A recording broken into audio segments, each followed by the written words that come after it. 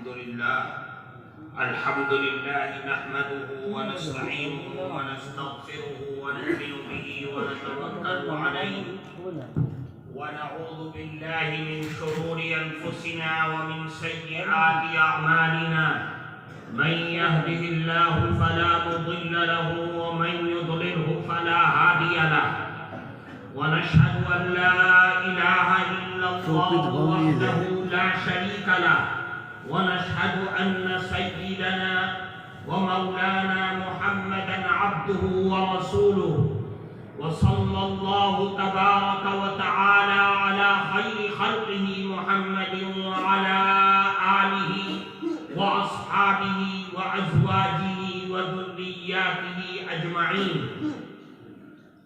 أما بعد فقد قال الله تبارك وتعالى في القرآن المجيد: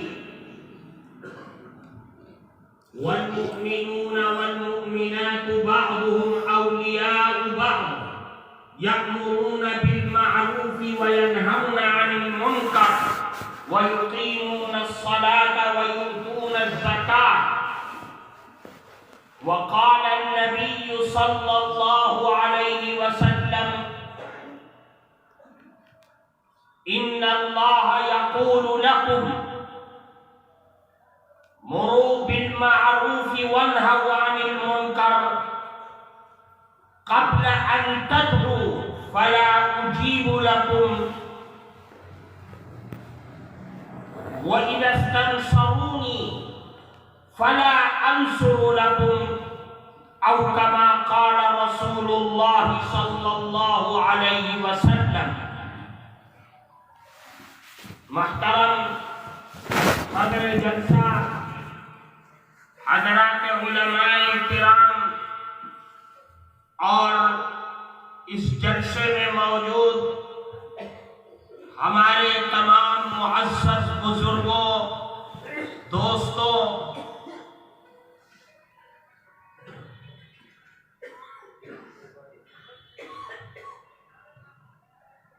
آج کے اس پروگرام میں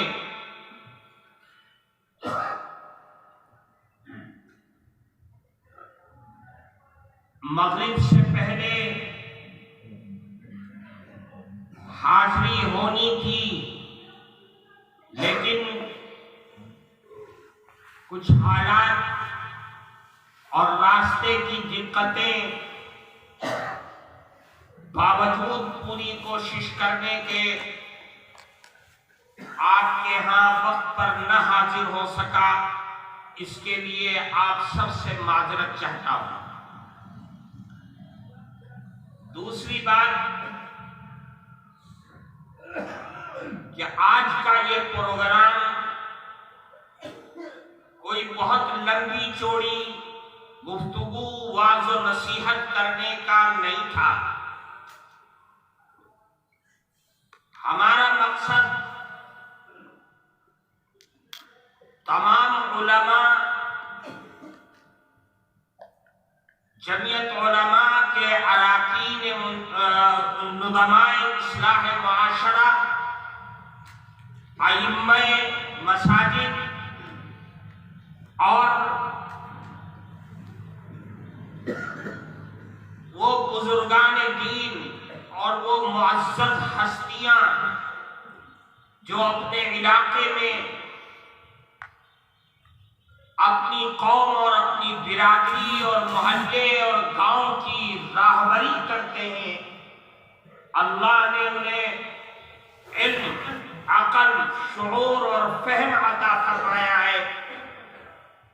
ان کو بلا کر کے اصلاح معاشرہ کے سلسلے میں اس کی اہمیت اور اس کی عظمت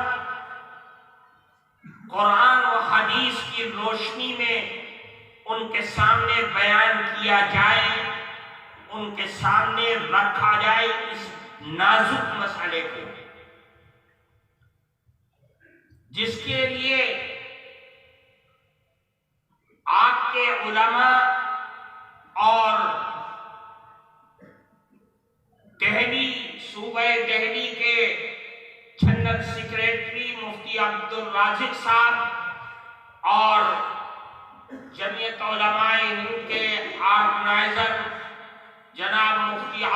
القدیر صاحب نے آپ کے سامنے تفصیلی گفتگو فرمائی۔ میرے عزیز دوستو، آپ جس جمعیت علماء کی نسبت پر یہاں پر جمع ہوئے ہیں وہ ہماری مذہبی جماعت ہے۔ اس جماعت کا بنیادی کام جو اس کے لیے ریڑھ کی ہڈی رکھتا ہے وہ اصلاح معاشرہ ہے۔ اصلاح معاشرہ کوئی نیا نام نہیں ہے کہ اکابرین جمعیت نے ایک نیا نام نکال دیا ہو یا نیا کام ہو۔ جو نبی کریم علیہ السلام کی شریعت میں اور اسلام میں اس سے پہلے نہ پایا جاتا ہو یا نہ ملتا ہو، ایسا کچھ نہیں ہے۔ اصلاح معاشرہ قرآن کا دیا ہوا ایک نظام ہے جو اللہ نے اپنے آخری نبی کے سینے مبارک پر آج سے 1400 سال پہلے اتارا تھا قرآن کی شکل میں، جس کو آپ کے علماء جانتے ہیں کہ اللہ نے اصلاح معاشرہ فرمایا، اپنے نبی کو حکم دیا کہ وَأْمُرْ أَهْلَكَ بِالصَّلَاةِ، اے نبی آپ اپنے اہل و عیال کو نماز کا حکم فرمائیے۔ کبھی کہتا ہے وَأَنذِرْ عَشِيرَتَكَ الْأَقْرَبِينَ، اے نبی آپ اپنے قریبی رشتہ داروں کو اللہ کے عذاب سے ڈرائیے۔ کبھی قرآن کہتا ہے یا ایھا الذین آمنوا قوا انفسکم واہلیکم نارا، اے ایمان والو خود بھی بچو اور اپنے اہل و عیال کو، رشتہ داروں کو، بال بچوں کو، سب کو جہنم کے ایندھن بننے سے بچائیے۔ پتہ یہ چلا کہ اصلاح معاشرہ قرآن کی تعلیم ہے، قرآن کے احکامات میں سے ہے جو اللہ نے اپنے نبی کے سینے مبارک پر اتار کر کے فرمایا۔ اس لیے اصلاح معاشرے کا مطلب یہ ہے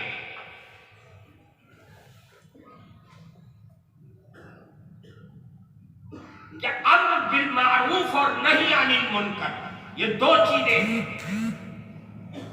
بھلائیوں کا حکم کرنا اور برائیوں سے روکنا، یہ اصلاح معاشرہ کے دونوں پہلو ہیں۔ اگر ان دونوں پہلو پر عمل ہوگا، یعنی بھلائی کا حکم کیا جائے اور برائی سے روکا جائے، تب جا کر کے قرآن کی تعلیم مکمل ہوگی اور رسول اللہ کا فرمان بھی مکمل ہوگا۔ امر بالمعروف اور نہی عن المنکر، یہ ہے کیا چیز؟ ہماری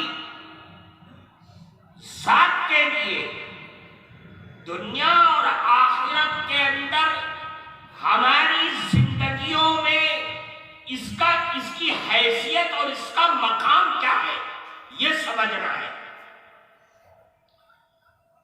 اللہ نے قرآن میں فرمایا والمؤمنون والمؤمنات بعضهم اولیاء بعض یأمرون بالمعروف وینہون عن المنکر، یعنی مومن مرد اور مومن عورتوں کی جو صفات ہے قرآن کے اندر، جو ان کی خصوصیات ہے قرآن کے اندر، اللہ نے اس کی طرف اشارہ کر کے فرمایا کہ بڑی خصوصیتوں میں سے خصوصیات جتنی قرآن میں بیان کی گئی ہے ان میں سے ایک جو سب سے اہم ہے کہ یہ مومن مرد اور عورت یأمرون بالمعروف وینہون عن المنکر کہ یہ بھلائیوں کا حکم کرتے ہیں اور برائیوں سے روکتے ہیں، جس کو قرآن میں دوسری جگہ اور صاف انداز میں فرمایا کنتم خیر امت اخرجت للناس تأمرون بالمعروف وتنہون عن المنکر، یعنی اللہ کے نبی تمام نبیوں کے سردار ہیں اور آخری نبی ہے۔ اب آپ کے بعد اس امت میں کوئی نیا نبی نہیں آئے گا نئی شریعت لے کر، لیکن نبوت کا دروازہ بند ہو گیا، لیکن کار نبوت کا بوجھ تمام امت مسلمہ کے مرد اور عورتوں پر آ کر کے پڑ گیا کہ اللہ کے نبی تو نہیں آئیں گے، کیونکہ جو علم، جو اخلاق، جو معاملات، جو کردار اللہ نے اپنے آخری نبی کو عطا کر دیا ہے، اب جس نقطۂ عروج پر علم دے کر کے اللہ نے اپنے نبی کو بھیج دیا ہے، اب اس سے آگے کوئی علم کا نقطہ نہیں ہے، اخلاق کا کوئی نمونہ نہیں ہے، عادات اور اطوار کا کوئی نمونہ نہیں، اس لیے اب نئے نبی کی ضرورت نہیں ہے۔ اب امت مسلمہ کے ہر فرد کے کاندھے پر یہ کار نبوت کا بوجھ ڈال دیا گیا ہے کہ امر بالمعروف اور نہی عن المنکر کرو۔ اگر امر بالمعروف اور نہی عن المنکر سے پیچھے ہٹنے کی کوشش کرو گے تو یاد رکھو اللہ کے نبی نے صاف اعلان فرما دیا۔ حضرت عائشہ صدیقہ رضی اللہ تعالی عنہ فرماتی ہے کہ ایک موقع پر اللہ کے نبی باہر سے گھر میں تشریف لائے، آپ کے چہرے انور پر بڑی اداسی تھی۔ حضرت عائشہ صدیقہ فرماتی ہے میں اس جستجو میں تھی کہ اللہ کے نبی کچھ فرمائیں گے، کیا پریشانی ہے اس کا اظہار مجھ سے کریں گے۔ میں دیکھتی رہی، آپ نے کچھ بیان نہ فرمایا، آئے گھر میں سیدھے وضو کیا اور وضو کر کے مسجد میں چلے گئے۔ حضرت عائشہ صدیقہ رضی اللہ تعالیٰ عنہ جو علوم نبوت کی علم بردار تھی اور تمام صحابیات میں سب سے زیادہ احادیث کی روایت کرنے والی تھی، اللہ کے نبی کے اقوال و آثار دن اور رات کے جتنا حضرت عائشہ صدیقہ رضی اللہ عنہ جانتی تھی کوئی نہیں جانتا تھا۔ بڑے بڑے صحابہ کرام جب معاملات میں پھنستے تھے حضرت عائشہ کی خدمت میں حاضر ہوتے اور حضرت عائشہ چٹکی بجا کے مسئلے کا حل کر کہ اللہ کے نبی نے یہ کیا ہے اور یہ فرمایا۔ فرماتی ہے اللہ کے نبی مسجد میں گئے، میرے دل میں تو تڑپ تھی کہ وجہ کیا ہے، آپ کے چہرے انور پر اداسی اور اتنی پژمردگی کیوں ہے، کیا بات پیش آ گئی ہے۔ اللہ کے نبی نے وضو فرمایا، مسجد میں چلے گئے۔ حضرت عائشہ کہتی ہے میں دروازے کے پیچھے چھپ کر کے کھڑی ہو گئی اور سنتی رہی کہ کیا کہہ رہے ہیں۔ اللہ کے نبی منبر پر گئے اور جانے کے بعد خطبہ دیا اور ارشاد فرمایا، اے لوگوں، ان اللہ یقول لکم، اللہ تم سے تمہارے نفع کے لیے، فائدے کے لیے ہر ویکتی، ہر انسان سے ایک بات کہہ رہا ہے۔ اس میں علماء، ائمہ، خطبہ کوئی تخصیص نہیں فرمائی. پتا یہ چلا کہ اللہ کے نبی جو بات بیان فرمانے جا رہے ہیں وہ امت مسلمہ کے ہر فرد کے کاندھے پر ہے. نوعیتیں بدل سکتی ہیں، طریقہ کار بدل سکتا ہے، لیکن جو بوجھ آپ نے اللہ کے حوالے سے امت کے کاندھے پر ڈالا ہے اس سے کوئی انسان بری نہیں ہو سکتا ہے. کیا فرمایا؟ اے لوگوں، مرو بالمعروف وانہوا عن المنکر، امر بالمعروف اور نہی عن المنکر کرو. سب کو حکم ہو رہا ہے، بھلائیوں کا حکم کرو اور برائیوں سے دنیا کے لوگوں کو روکو. کب تک؟ اللہ کے نبی جو آگے فرما رہے ہیں وہ بڑی بھیانک چیز ہے. فرماتے اے لوگوں، امر بالمعروف اور نہی عن المنکر کرو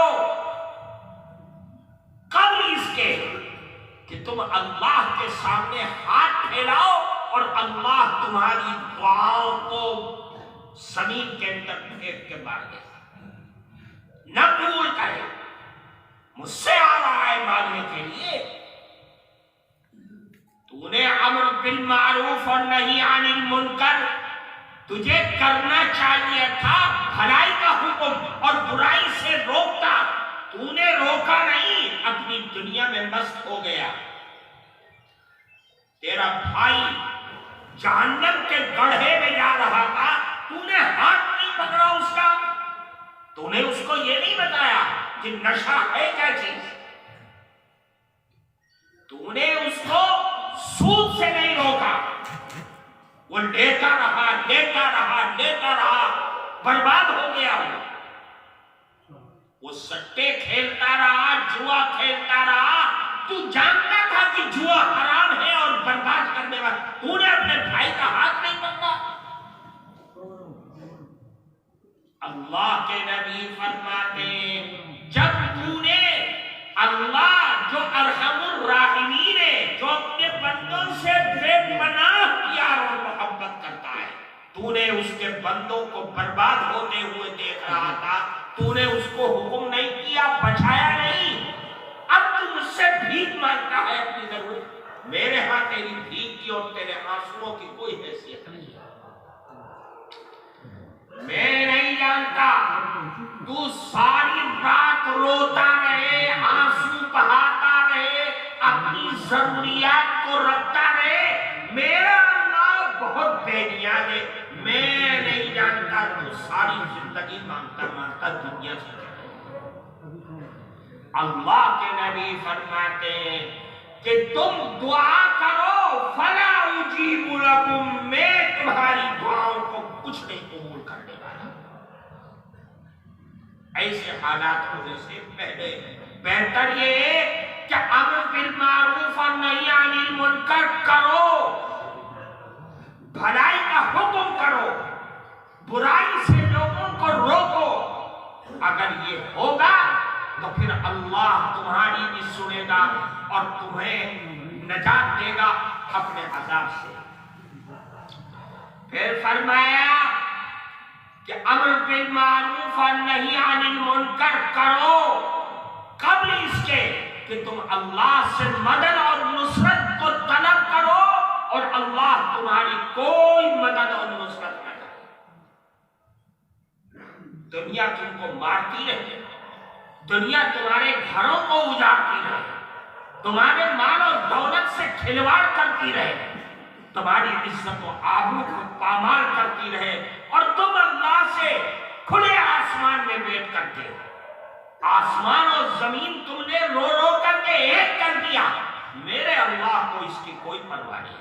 اب تو مانتا ہے میرے اللہ کا نظام، اس کی قدرت یہ کہتی ہے کہ اگر یہ چاہتے ہو کہ تم اللہ کی رحمت اور اس کے خزانوں کے مالک بنو تو تمہیں امر بالمعروف اور نہی عن المنکر کرنا پڑے گا. نہیں کرو گے تو پھر اللہ سے تمہارا رشتہ امیدوں کا فضول ہے، بے حیثیت ہے۔ اللہ کے نبی نے ایک موقع پر فرمایا، یہ میں چند حدیثیں اس لیے سنا رہا ہوں تاکہ ہم اور آپ یہ سمجھیں کہ جس چیز کو ہم نے چھوڑ دیا ہے اس کی حیثیت ہے کیا چیز، کیا اس کا مقام ہے اس دین و شریعت میں جس کو ہم اور آپ مانتے ہیں۔ اللہ کے نبی نے ایک موقع پر فرمایا کہ دیکھو، تین جرم، تین بڑے گناہ ایسے ہیں کہ ان کی سزائیں اللہ کے ہاں متعین ہیں۔ اللہ کے ہاں متعین ہے۔ فرمایا جب دنیا لوگوں کے دل اور دماغ پر حاوی ہو جائے، دنیا کی طرف بھاگ رہے ہیں، تو یاد رکھو ان کے اوپر دنیا کی حیثیت کو ختم کر دیا جاتا ہے۔ اسلام کی ہیبت جو دنیا والوں کے دل و دماغ پر اللہ نے بٹھائی ہے، اس ہیبت کو ختم کر دیا جاتا ہے۔ پھر کیا ہوتا ہے کہ یہ مسلمان ہیں، یہ دنیا کے کتے ہو گئے، انہیں مارو، انہیں پکڑو، ان کو دھتکار دو، ان کی کوئی حیثیت نہیں ہے۔ پھر فرمایا کہ امر بالمعروف اور نہی عن المنکر کو اگر تم نے چھوڑ دیا، اذا ترکت الامر بالمعروف والنہی عن المنکر حرمت برکت الوحی، اگر تم نے امر بالمعروف اور نہی عن المنکر کو چھوڑ دیا تو یاد رکھو اے مسلمانوں، وحی کی برکات سے محروم کر دیے جاؤ۔ وحی کی برکات سے محروم کر دیے جاؤ۔ آسان کام نہیں ہے، میں کہہ رہا ہوں، آپ نے سن لیا، آپ اپنے گھر مستی سے چلے گئے، میں اپنے، لیکن یاد رکھو میں اللہ کے نبی کی حدیث بتا رہا ہوں، کسی اور مفتی یا عالم کی نہیں ہے۔ اللہ کے نبی فرماتے جب امر بالمعروف اور نہی عن المنکر کو قوم چھوڑ دے گی تو وحی کی برکات سے محروم کر دی جائے گی۔ اب برکتیں وحی سے محروم ہو گئی، وحی کی برکات ہے کیا چیز، یہ سمجھیے۔ علماء نے لکھا ہے وحی کی برکات تین ہیں۔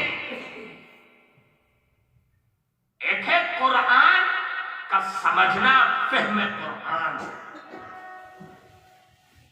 جب امت امر بالمعروف اور نہی عن المنکر سے پیچھے ہٹے گی، نہیں کرے گی، اپنے اپنے میں مست رہے گی، تو وحی کی برکت نمبر ایک کہ قرآن کی سمجھ اٹھا دی جائے گی، ختم کر دی جائے گی۔ دیکھو قرآن عربی میں، ہم عربی جانتے نہیں، ہم قرآن کی آیات تو پڑھتے ہیں، لیکن قرآن کس کو حلال اور کس کو حرام کہہ رہا ہے کوئی نہیں جانتا ہے۔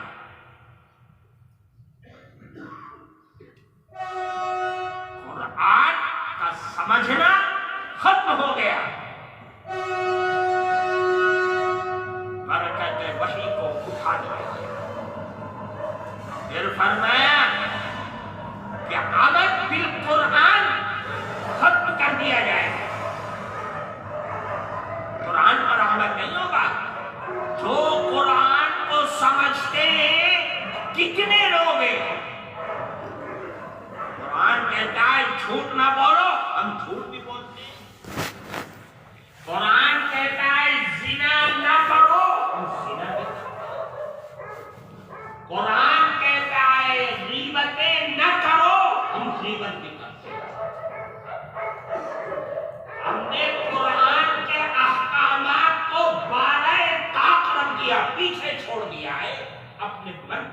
دنیا کو بنائے ہوئے بیٹھے ہوئے اور اسی میں مست ہیں۔ اس کا مطلب یہ ہے کہ تو نے امر بالمعروف اور نہی عن المنکر کو چھوڑ کر کے وحی کی برکات سے اپنی زندگی کو محروم کر دیا ہے۔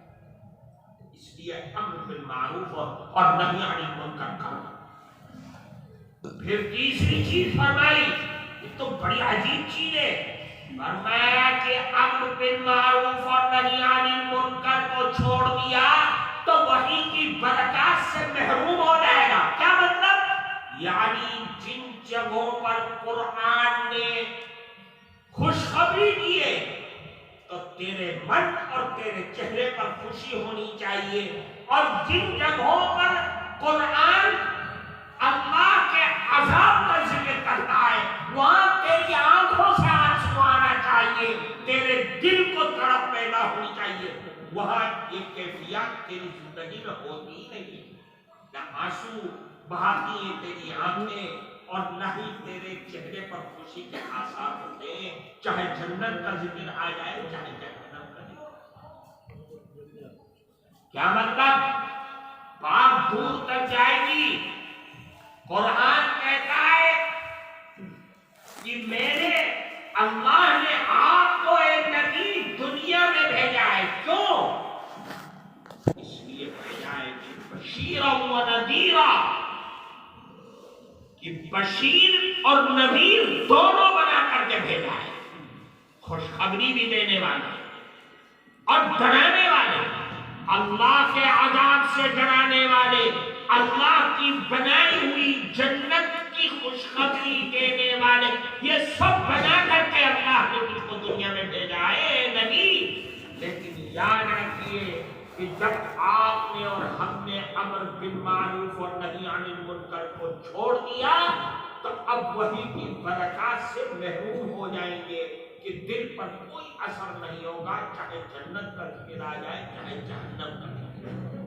کتنا ہی بڑا مولوی آ کر کے بیان و تقریر بالکل زمین آسمان ایک کر کے آپ کے اور ہمارے چہرے پر کوئی بھی اثر نہیں پڑے گا۔ بیان کر رہا ہے ٹھیک ہے بھائی، بہت اچھا بیان کیا ہے، بڑے زور زور سے بول رہا تھا، بڑی تقریر لچے دار کر رہا تھا، لیکن جو صحابہ کرام کے اثرات تھے کہ آپ جنت کا ذکر کرتے خوش ہو جاتے اور جہنم کا ذکر آتا آنکھوں سے آنسو بہنے لگتا، کب کبھی آ جاتی، حالات اور کیفیات بدل جایا کرتے تھے، اور حالات اس میں بدلتے تھے کہ اللہ نے قرآن میں جو نظام بنا دیا کہ اگر کہیں جہنم کا ذکر آیا تو فوراً خوشخبری دے دیا کرتے تھے جنت کی، مؤمنین کی، عمل صالح کی۔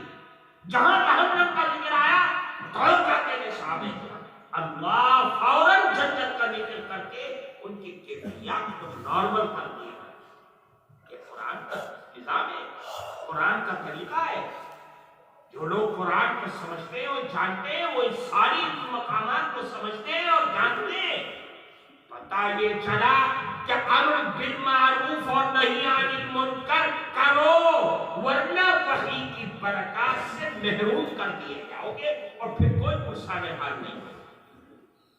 اس لیے میرے بھائی ہمارا آنے کا مقصد آپ کے پاس یہ کہ ہم امر بالمعروف اور نہی عن المنکر کا ایک نظام بنائیں، اور جب تک نظام نہیں بنے گا تو کامیابی نہیں مل سکتی۔ ساری دنیا کر رہی ہے، ہر صوبے کے اندر ہو رہا ہے، آج سے نہیں سالوں سے، لیکن خاطر خواہ فائدہ جیسا ہونا چاہیے ویسا فائدہ ہمیں نہیں ملتا۔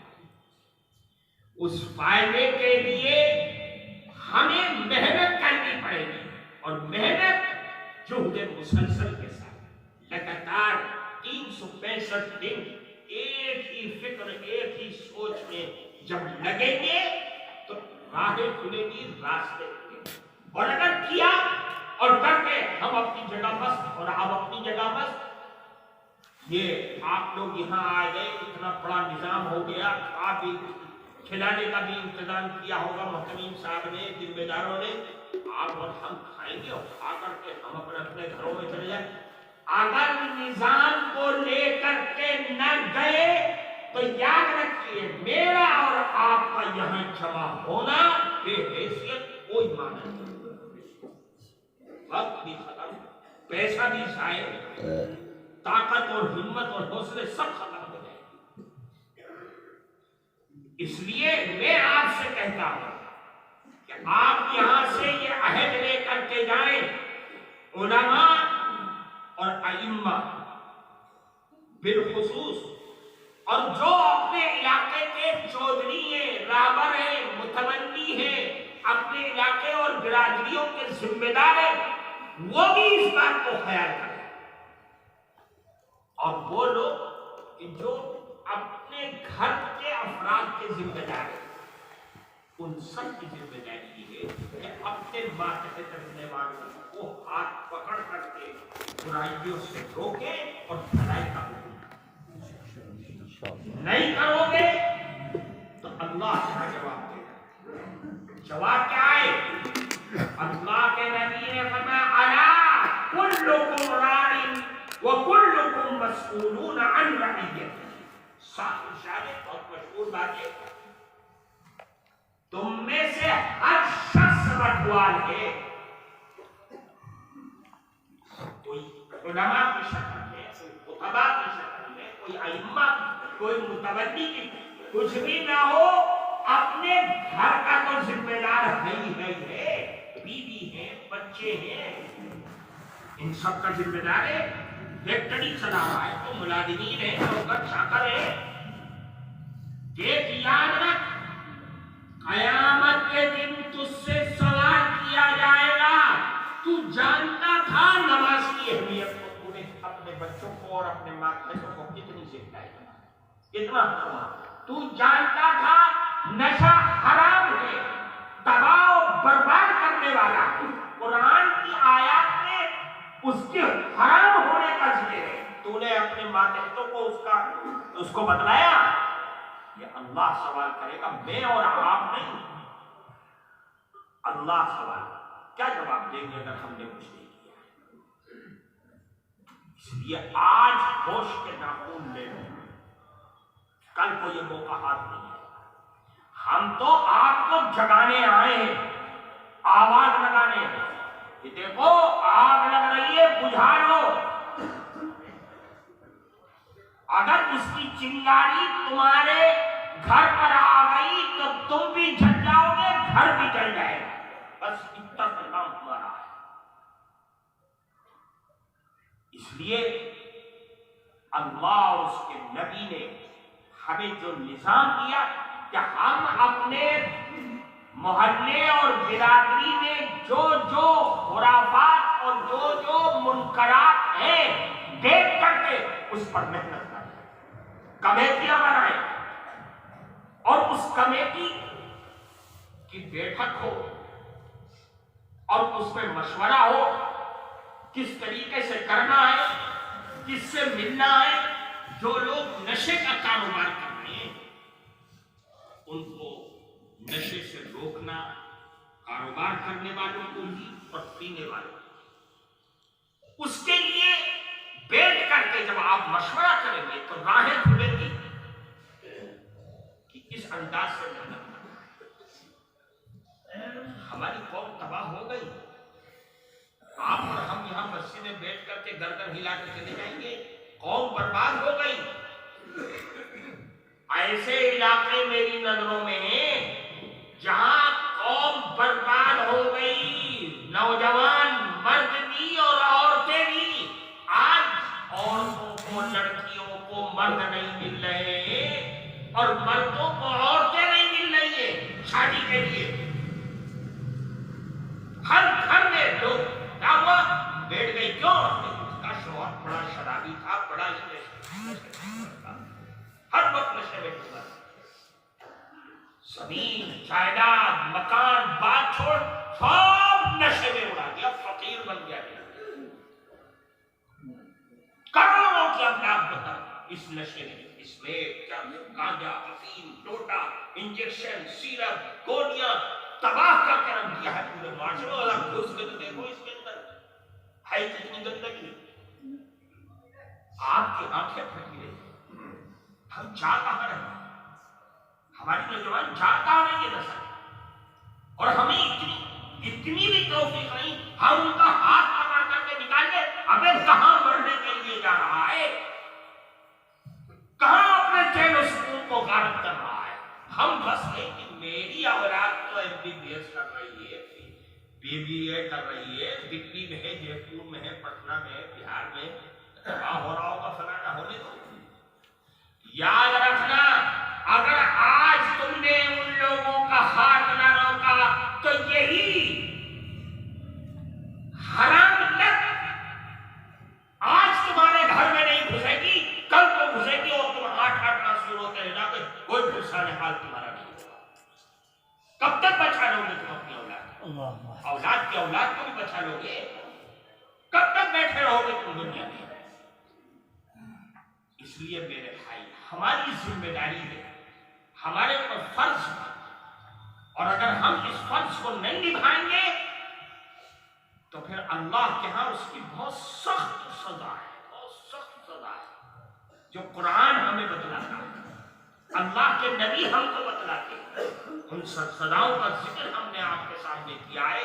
اللہ کے عذاب سے بچنے کی کوئی راستہ، کوئی سبیل نہیں ہے سوائے اس کے کہ ہم بھی امر بالمعروف اور نہی عن المنکر کے لیے کھڑے ہو جائیں، بھلائیوں کا حکم کریں اور برائیوں سے اپنی آنے والی نسلوں کو، اپنی بچوں کو، اپنے نوکروں کو، اپنے ساتھ کام کرنے والوں کو، اپنے دوستوں کو، اپنے ہاں کے مردوں کو، عورتوں کو، سب کو روکے، بتلا دیں کہ بھائی یہ برا ہے، یہ اچھا ہے، اس راستے پر چلو، اس راستے سے باز آ جاؤ۔ یہ ہونا چاہیے، کیوں بھائی ہونا چاہیے کہ نہیں؟ اب کس پر محنت کرنی ہے، کس انداز سے محنت کرنی ہے؟ دیکھیے بنیادی چیزیں کچھ ہیں۔ ہم اسلامی معاشرت کے لیے نظام بناتے ہیں تو شادی بیاہ میں الجھ کرتے رہ جاتے ہیں، بارات ہے، بڑھا ہے، گانا بجانا ہے، اسی میں الجھ کرتے رہ جاتے ہیں۔ یہ بھی ایک چیز ہے اور بنیادی چیزوں میں سے ایک چیز ہے، لیکن اس کے علاوہ جو چیز یہاں تک پہنچنے سے روکنے والی ہے وہ تو اور چیزیں ہیں۔ ابھی تو گاڑی لائن پہ چڑھی نہیں ہے، جب گاڑی لائن پہ چڑھے گی تبھی تو دوڑے گی، جب چڑھی نہیں ہے تو دوڑے گی کہاں سے؟ وہ دین کے وہ ارکان، وہ اجزاء جن کو سمجھنا اور سمجھانا یہ ضروری ہے۔ وہ کیا ہے؟ سب سے پہلی چیز جو انسان کی ایمانی گاڑی میں طاقت پیدا کرنے والی، جو اس کے لیے پیٹرول کا کام ہے، وہ ہے عقائد۔ ہم نے اپنے بچوں کو، اپنے محلے کے، اپنے مسجد کے لوگوں کو عقائد پر محنت کرنی ہے، پہلی چیز۔ اب عقیدہ ہی نہیں تیرا درست ہے تو تیری نماز کس کام کی، تیرا روزہ کس کام کا، تیرا حج کس کام کا؟ ہمیں بتانا کہ میرا اللہ ایک ہے، وہ کیسا ہے، اس کی عظمتیں، اس کی شان، اس کی صفات، اس کی کبریائی، اس کی طاقتیں، اس کی خالقیت، اس کے بارے میں۔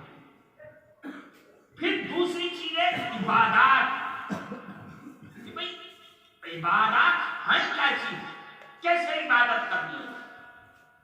عبادت ایک بہت بڑا سمندر ہے، اس میں نماز، روزہ، حج، زکات، اور اللہ سے میرا اور میرے بندوں کا، میرا اور میرے اللہ سے رشتہ کیسا ہونا چاہیے،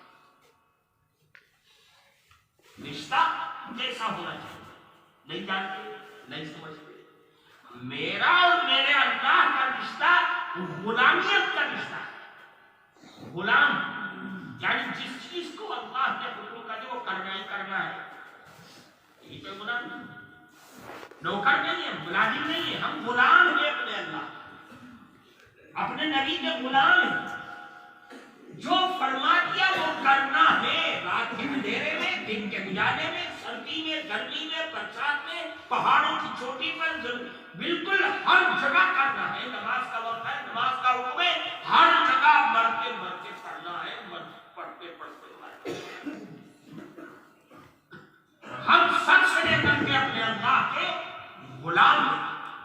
یہی تو اللہ کے نبی نے فرمایا قرآن میں اللہ نے اعلان فرما دیا قل ان صلاتی ونسکی ومحیای ومماتی للہ رب العالمین، میری مانی بدنی جانی ساری عبادتیں تاکہ میرا مرنا اور میرا جینا اس کے لیے ہے، اس اللہ کے لیے جو ساری کائنات تک اسی کا نام کو بلا دیا ہے، یہی سے ہٹ کر کے کچھ کہ یہ اپنے بچوں کو اپنی نوجوان نسلوں کو یہ سمجھانا ہے کہ ہم اس کے غلام ہیں، ہم فلمی ہیرو اور ہیروئن کے غلام نہیں ہیں، وہ ہمارے آئیڈیل نہیں ہے، ہمارے آقا ہمارے آئیڈیل میرے اللہ کے محبوب اور لاڈلے نبی ہیں، مجھے سر سے لے کر پیر تک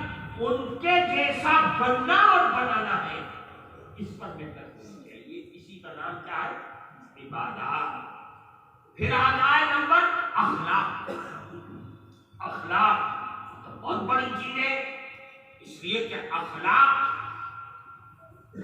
جو اللہ کے نبی نے اپنی دنیا میں آنے کا مقصد بیان فرمایا ہے، اس میں سے ایک مقصد یہ ہے کہ بعثت لأتمم مکارم الاخلاق، اللہ نے مجھ کو دنیا میں مکارم اخلاق کی اعلیٰ تعلیم دینے کے لیے اور نمونہ بنا کر کے بھیجا ہے کہ اخلاق کے اس معیار پر اللہ نے مجھ کو بھیج دیا ہے کہ اب اس سے آگے کوئی نقطۂ صفر ہے ہی نہیں۔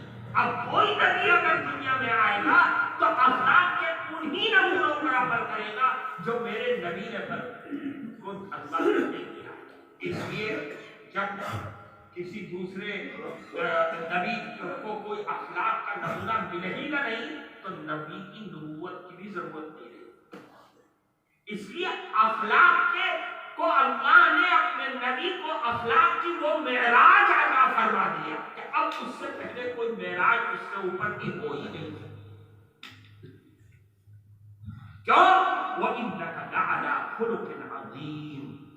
حضرت عائشہ نے کہا فرمایا کہ میرے نبی کا اخلاق مجھ سے پوچھنا ہے، ارے قرآن کے پاروں کو اٹھاؤ، قرآن کے آیات کو اٹھاؤ، قرآن کے حروف کو اٹھاؤ، ان حروف اور الفاظ اور آیات میں جو اخلاقی نمونہ ملے گا تمہیں وہی میرے نبی کا اخلاق۔ اخلاق جب اخلاق بن جائیں تو یاد رکھیے نشہ، جوا، سٹا، چوری، بےایمانی، حسد، بغض، اناد، دشمنیاں، یہ سب ختم۔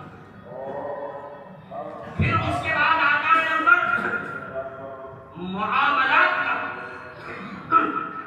معاملات انسان کے معاملات کیسے ہونے چاہیے، اپنوں سے، پرایوں سے۔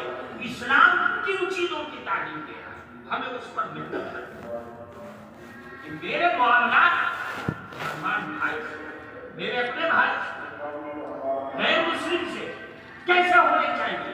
کیا مسلمان سے کچھ اور غیر مسلم سے کچھ نہیں؟ یہ دوگلا پن اسلام کا مزاج نہیں۔ اسلام کا ایک نظام بناتا ہے کہ ہندو ہو، مسلمان ہو، اپنا ہو، پرایا ہو، یہ نظام لے کر کے چلنا ہے، ختم۔ پھر معاشرت کہ میرا میرے بہن سے، میرے بھائی سے، میری ماں سے، میرے باپ سے، میرے چچا سے، میرے دور کے رشتہ دار، میرے قریب کے رشتہ دار سے کیسا ویوہار ہونا چاہیے۔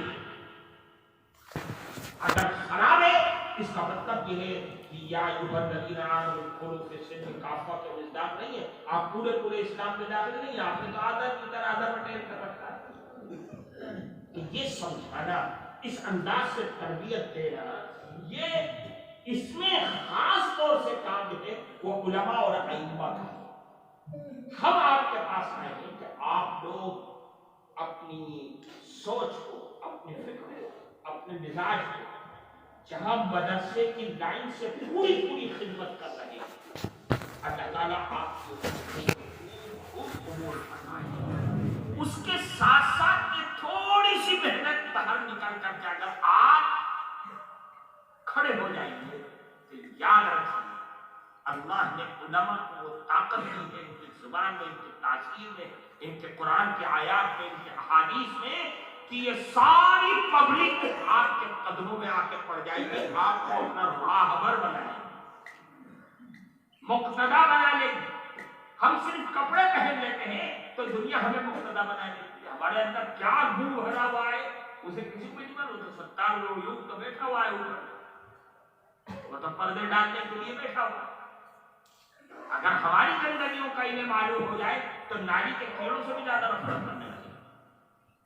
لیکن ہم اگر آواز لے کر کے نبی کا کام لے کر کے رکھیں گے تو اس میں طاقت ہے، آواز میں بھی طاقت ہوگی، زندگی میں بھی خیر اور برکتیں ہوں گی، اور انشاءاللہ یہ کام آگے بڑھے گا اور امر بالمعروف اور نہی عن المنکر کی صدائیں بلند ہوں گی۔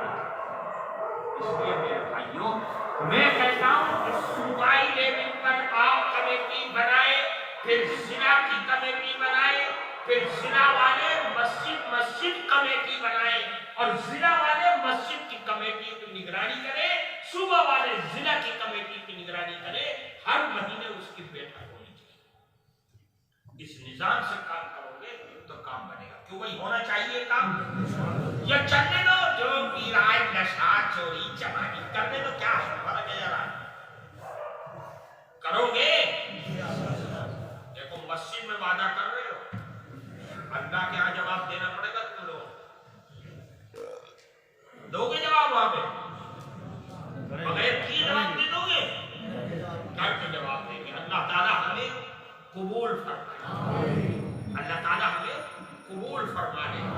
اس لیے میرے بھائیوں، ہم آپ کے پاس کسی مقصد سے آئے تھے، بات پوری ہو گئی ہے، میں بھی بہت تھکا ہوا ہوں، کہاں سے چل کر کے اللہ نے آپ تک پہنچا دیا۔ میں تو سوچ رہا تھا کہ شاید زیارت بھی آپ کی نہ ہو پائے، لیکن مولانا کی کشش بھی کھینچ لائی ہم لوگوں کو۔ اللہ تعالیٰ محنتوں کو اور آپ کے آنے کو سب کو قبول فرمائے۔ خدا کے ساتھ کوئی بات کرتے ہیں آپ پھر بتا دیں۔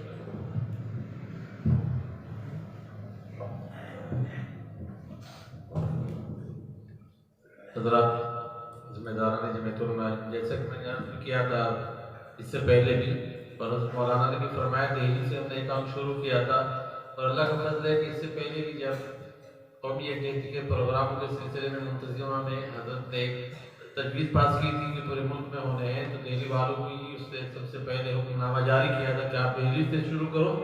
ہم نے وہ پروگرام کیا تھا، پورے ملک میں ہوئے۔ اب اصلاح معاشرہ کو لے کر کے بھی حضرت کا حکم تھا کہ دہلی سے شروع کیا جائے، اور حضرت کو ناظم اصلاح معاشرہ حضرت نے اسی مقصد سے بنایا ہے کہ پورے ملک میں جو برائیاں پھیل رہی ہیں اس کو کیسے کنٹرول کیا جائے۔ دہلی کے تقریباً تمام مساجد میں پروگرام چل رہے ہیں، کافی حد تک ہو چکے ہیں، آپ لوگ پڑھتے بھی ہوں گے، اخبارات میں اشتہارات میں دیکھتے ہوں گے، اور اس کا فائدہ خاطر خواہ انشاءاللہ ملنا شروع بھی ہو گیا ہے۔ طریقہ یہی ہے جو حضرت نے فرمایا ہے کہ صوبے کی ایک اصلاح معاشرہ کمیٹی بنے، جو صوبائی جمعیت ہے اس میں سے 5 یا 7 لوگوں کی ایک کمیٹی بنا لی جائے، اس کا ایک کنوینر بنا دیا جائے جو صرف اصلاح معاشرہ پہ پورا فوکس اور پوری اپنی نظر رکھے گا۔ پھر ہر ضلع میں ایک اصلاح معاشرہ کی کمیٹی بنائی جائے جو ضلع والے اس کام کو توجہ کے ساتھ دیکھیں گے، اور ضلع کے ماتحت یونٹیں ہیں، تحصیل کی وائز ہوں گی یا الگ یونٹیں ہوں گی، ان میں کمیٹیاں بنائی جائے۔ پھر وہ تحصیل یا یونٹ مقامی یونٹیں ہر مسجد کے اندر ایک کمیٹی بنائے، اس مسجد کمیٹی کے اندر اس مسجد کے امام صاحب بھی ہوں، اور جو مسجد کمیٹیاں ہیں جو مستقل مسجدوں کا نظام ہمیشہ دیکھتی ہیں، اس مسجد کمیٹی کے بھی ذمہ داران ہیں، اور ہماری تبلیغی جماعت کے جو احباب ہیں 2-3 افراد ان میں سے بھی ہوں۔ اسی طریقے سے جو اس محلے کے ذمہ دار ہیں، بااثر لوگ ہیں، جن کی آواز میں دم ہے اور عوام میں ان کی پکڑ ہے، ان میں سے بھی لوگ، مختلف طرح کے لوگوں کی کمیٹی بنے اور مسلسل وہ اس پہ محنت کرے۔ امام صاحب کی ذمہ داری ہو کہ وہ ہر ہفتے اپنے مسجد کمیٹی کا ایک مشورہ کرے کہ ہمارے محلے میں کون کون سی برائیاں ہیں اور آج ہمیں کس طرف جانا ہے، کون سے لوگوں کو سمجھانا ہے۔ ہر ہفتے ایک مشورہ ہونا چاہیے، اور اگر روزانہ کر لے 5 منٹ عشاء کے بعد تو بہتر ہے، ورنہ ہفتے میں کچھ لوگ ایسے ہیں جو نہیں آ پاتے ہیں روزانہ، کبھی کسی مسجد میں یا سفر میں رہتے ہیں۔ ہفتے میں ایک مشورہ ہر مسجد کی کمیٹی کا ضرور ہونا چاہیے۔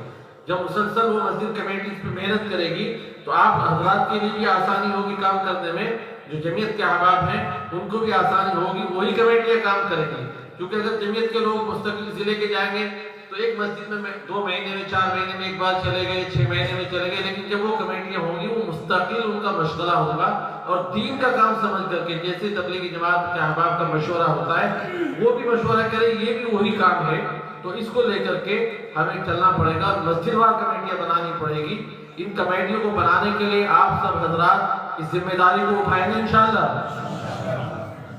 تو یہ کمیٹیاں بنائیں، اس کے بغیر کام نہیں چلے گا۔ مسجد وار کمیٹی بنے گی تو مسلسل محنت کرے گی، پھر وہ کام آسان ہو جائے گا انشاءاللہ، اور اس کی کارگزاری ضلع والے لیتے رہے مسلسل کہ آپ کے علاقے میں کتنا کام ہوا ہے، پھر صوبے والے ضلع والے سے لیتے رہے، انشاءاللہ یہ آسان ہو جائے گا۔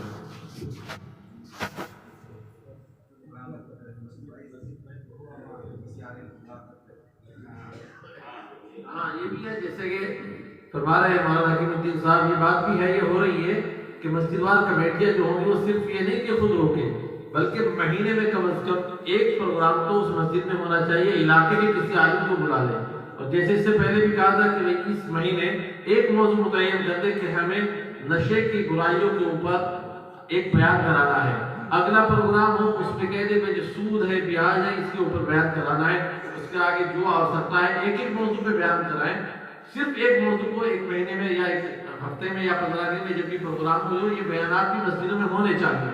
محلہ وار کمیٹیوں کی ذمہ داریاں کہ وہ ان بیانات کا بھی اہتمام کریں۔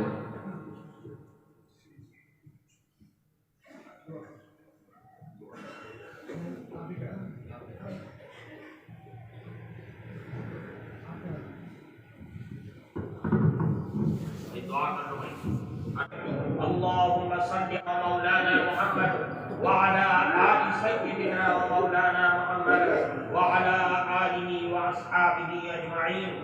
اے الہ العالمین، ہم گواہی دیتے ہیں کہ آپ ہی اللہ ہیں، آپ کا کوئی شریک اور ساجی نہیں۔ اے اللہ، آپ ساری کائنات کے بادشاہ ہیں، اے اللہ بادشاہوں کے بھی بادشاہ ہیں، اے اللہ آپ ہمیشہ سے زندہ ہیں اور ہمیشہ رہنے والے ہیں، اے اللہ آپ جیسا اللہ کوئی نہیں، اے اللہ آپ سارے کمالات کے مالک ہیں، اے اللہ آپ غفار الذنوب ہیں، ستار العیوب ہے، اے اللہ ہم سب کے گناہوں کو اپنی دریائے رحمت سے معاف فرما، اے اللہ جو کر چکے ہیں معاف کر دیجیے، اور بچی ہوئی زندگی کو ہر طرح کے چھوٹے بڑے گناہوں سے پاک فرما۔ اے الہ العالمین، ہم جس مقصد کے لیے آج یہاں جمع ہوئے، اے اللہ ہم سب کو قبول فرما۔ اے اللہ ہم بہت کمزور ہیں، ہر اعتبار سے کمزور، اپنے دل، اپنے نفس، اپنے اعمال، اے اللہ سوچ اور فکر ہر اعتبار سے، اے اللہ بغیر تیری نصرت اور مدد کے ہمارے اعمال میں پختگی اور ہمت میں پختگی نہیں ہو سکتی۔ اے اللہ ہم نے تجھ سے وعدہ تو کیا ہے، اس وعدے کو نبھانے کا بھی اے اللہ تیری مشیت اور تیری ارادے کے بغیر کچھ نہیں ہو سکتا۔ اے اللہ ہمیں قبول فرما، اے اللہ اس کار نبوت کے لیے ہمیں قبول فرما، اے اللہ رحمت کا اور کرم کا معاملہ فرما، اے اللہ جتنے حاضرین ہیں سب کی دلوں کی جائز مرادوں کو پورا فرما، اے اللہ ہر شخص ہم سب کی حفاظت فرما، رسول اللہ کی سنتوں کا عاشق اور دیوانہ بنا دے، اے اللہ ہمیں رسول اللہ سے سچی محبت کرنے والا بنا، ایسی محبت جو دنیا میں، قبر میں، آخرت میں، ہر جگہ اللہ کے نبی کا قرب دلانے والا، ایسی محبت کرنے والا۔ اے کریم آقا، شیطان مردود سے ہماری حفاظت کرنا، اس کے وسوسوں سے حفاظت کرنا، اس کے دجل و فریب سے حفاظت کرنا۔ اے اللہ ہم سب کا ایمان پر خاتمہ مقدر فرما دیجیے، قبر کے عذاب سے ہم سب کی حفاظت فرمائے، جہنم کے آگ سے حفاظت فرمائے، اے اللہ اپنے غصے سے ہم سب کی حفاظت فرمائے، اپنا ڈر، اپنا خوف ہمارے دلوں میں پیدا فرمائے، اے اللہ جو کچھ ہم نے مانگا ہے اسے قبول فرما دیجیے، جو مانگنے سے رہ گیا اسے بھی قبول فرمائے، اپنی رحمت اور کرم کا معاملہ فرمائے۔ ربنا تقبل منا انك انت السميع السميع العليم. اللهم صل وسلم وبارك على روح سيدنا محمد في الأرواح، وصل وسلم على جسد سيدنا محمد في الأجساد، وصل وسلم على قلب سيدنا محمد في القلوب، وصل وسلم على قبر سيدنا محمد في القبور، وصلى الله على النبي الكريم برحمته.